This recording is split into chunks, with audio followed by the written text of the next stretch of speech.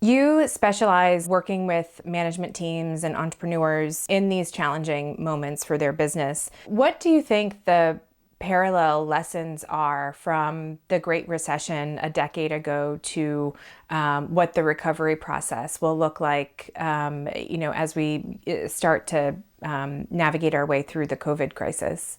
Yeah, the great financial crisis was very severe and had a lot of negative impacts across the economy, although it was predominantly related to housing and certain financial markets. I think there's going to be more limited takeaways from that crisis to this one. The COVID crisis, as I think some people are calling it, is an unprecedented change in demand. A lot of businesses have never thought about what is zero revenue like for a day, much less for several months at a time. This crisis is all about how you adapt to technology.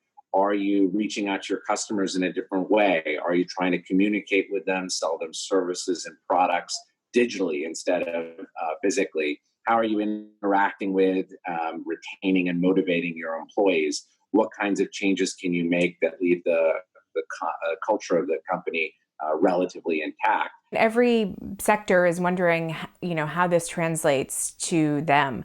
How should small business, nonprofits, community organizations expect that these macro trends will also change their environment?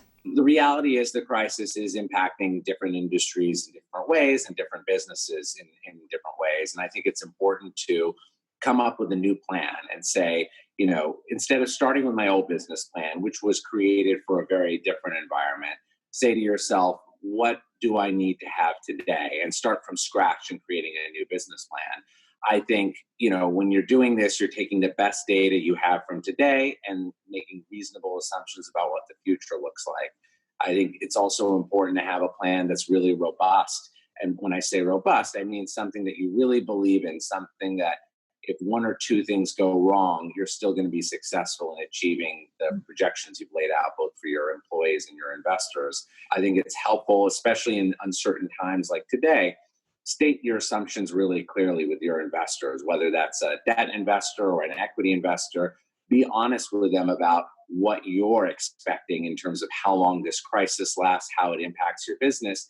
And I think when you're being transparent with them, they can make their own assumptions